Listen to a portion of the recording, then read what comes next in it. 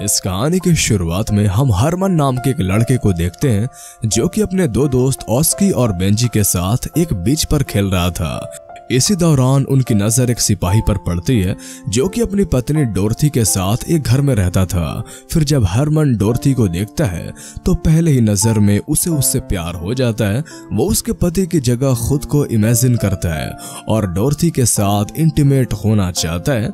और फिर उस दिन के बाद से ही हरमन हर वक्त सिर्फ डोरथी के बारे में ही सोचा करता था। फिर एक दिन वो डोरथी को फिर से देखता है जो कि अपने पति को गुड बाय बोलने आई थी क्योंकि उसका पति वॉर में लड़ने के लिए जा रहा था।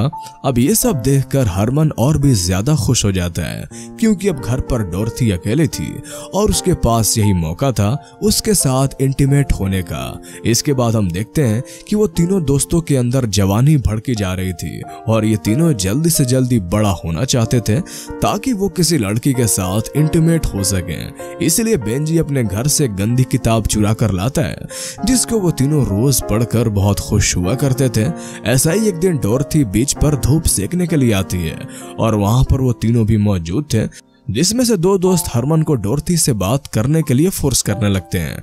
अब हरमन जैसे तैसे करके उससे बात करने के लिए जैसे ही उसके पास पहुंचता है तब उसके दोनों दोस्त पीछे से उसे आवाज लगाने लगते हैं जिसको सुनकर हरमन घबरा जाता है और वो वहां से भाग जाता है। अब हरमन अपने दोस्तों के इस मजाक से खुश नहीं था जिस वजह से उसके और ऑस्की के बीच में लड़ाई भी हो जाती है। अब देखते ही देखते उन दोनों की लड़ाई बढ़ जाती है जिस वजह से ऑस्की और बेंजी हरमन को वहीं छोड़कर वहां से चले जाते हैं। फिर उसी शाम अब हरमन बाजार में भटक रहा था तभी वो डोरथी को देखता है जिसको सामान उठाने में प्रॉब्लम हो रही थी। अब मौका पाकर हरमन डोरथी के पास आता है और उसकी मदद करता है। वो उसका सामान उठाकर उसके घर तक ले जाता है जहां पर डोरथी उसे थैंक यू बोलने के लिए उसके लिए कॉफी बनाती है। इसके बाद जब वो हरमन से उसके बारे में पूछती है तो बताता है कि वो स्कूल के बाद आर्मी ज्वाइन करेगा। वो अपने आप को अपनी उम्र से बड़ा दिखाना चाहता था इसलिए वो कहता है कि मैं कॉफी पीता हूँ और वो भी बिना दूध के क्योंकि दूध तो तुम मुझे बाद में पिला ही दोगी। इसके साथ ही वो डोरथी को अपने बारे में बहुत सारी झूठी बातें बोलने लगता है जिससे डोरथी को ये लगे कि हरमन कोई बच्चा नहीं है। फिर उसके घर से बाहर जाने के बाद उसके दोस्त मिलते हैं जो उसे कहते हैं कि हमने 3 लड़कियों का जुगाड़ कर लिया है और उनके साथ आज रात हम मूवी देखेंगे। फिर वो तीनों उस रात मूवी देखने जाते हैं जहां पर वो तीनों लड़कियां भी आती हैं। तभी उन्हें देखकर बेंजी अचानक घबरा जाता है और डर कर वहां से भाग जाता है।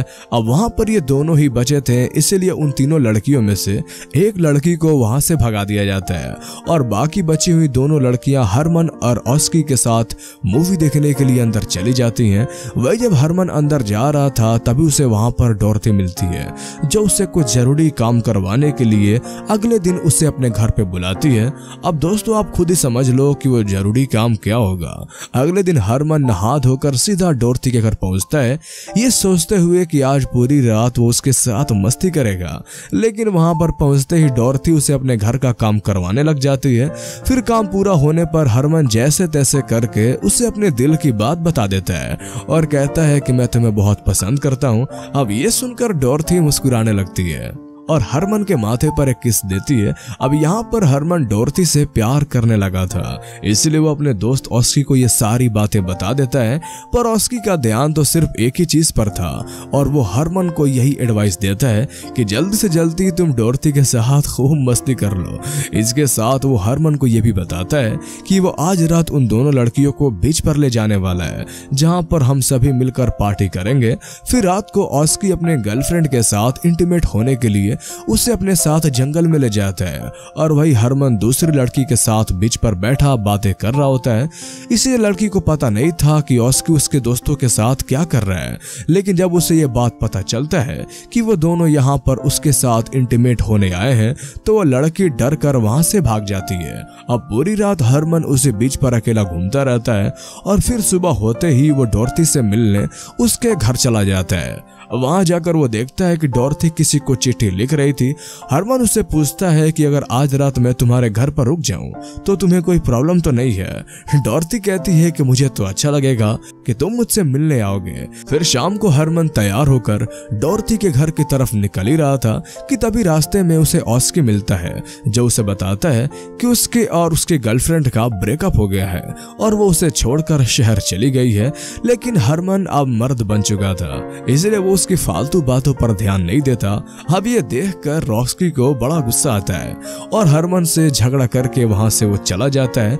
उसके बाद जब हरमन डॉर्थी के यहाँ पहुंच जाता है तो वो देखता है कि उसके घर में कोई नहीं है, हर तरफ सामान बिखरा हुआ है। हरमन जब यहाँ पर उसे ढूंढने लगता है तो उसे वहां पड़े हुए एक टेलीग्राफ से पता चलता है कि डॉर्थी का पति वॉर में शहीद हो गया है। अब वो उस टेलीग्राम को पढ़ ही रहा था कि तभी कमरे से डॉर्थी बाहर आ जाती है, जो कि रो रही थी। अब हरमन वही खड़े रोता हुआ देख रहा था, पर तभी वो उससे कहता है कि वो उसके दर्द को समझ सकता है। इसके बाद डॉर्थी म्यूजिक प्लेयर से म्यूजिक चलाती है और हरमन को उसके साथ डांस करने को कहती है। हरमन डांस करते हुए डॉर्थी को संभालने लगता है और तभी डॉर्थी उसके नजदीक आकर उसे किस करने लगती है। कुछ देर बाद डॉर्थी हरमन को अपने कमरे में ले जाती है, जहां पर वो पूरी रात भरपूर मस्ती करते हैं। लेकिन इसके बाद डॉर्थी को कुछ अच्छा नहीं लग रहा था, इसलिए वो चुपचाप उठकर अपने कमरे से बाहर चली जाती है। वहां हरमन भी उसकी फीलिंग समझ पा रहा था, इसलिए वो भी वहां से अपने घर जाने लगता है। फिर जाने से पहले डॉर्थी उसे गुड नाइट बोलती है और हरमन भी उसे गुड नाइट बोलकर वहां से चला जाता है। और शायद ये आखिरी बार था जब हरमन ने डॉर्थी से बात करी, क्योंकि इसके बाद से डॉर्थी उसे फिर से कभी नहीं मिली। फिर अगली सुबह हरमन के पास ऑस्की आता है और वो दोनों आपस में बातें करके अपना झगड़ा खत्म करते हैं।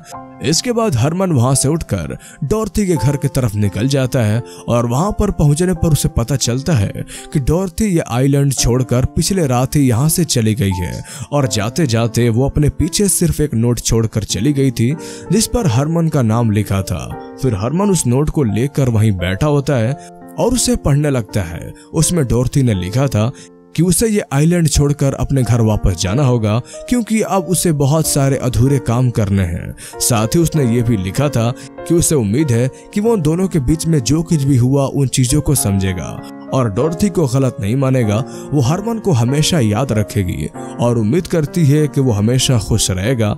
अब ये सब बातें पढ़कर हरमन उस दिन के बाद से हमेशा डॉर्थी को याद करता था और उस दिन के बाद से उसने डॉर्थी को कभी नहीं देखा और ना ही उसे उसकी कोई खबर मिली।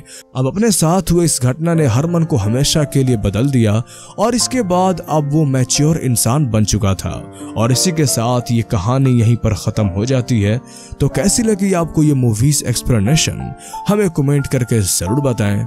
और अगर आप इस तरह के और वीडियोस देखना चाहते हैं तो हमारे चैनल को सब्सक्राइब कर लें। तो फिर मिलते हैं अगले वीडियो में, तब तक के लिए गुड बाय।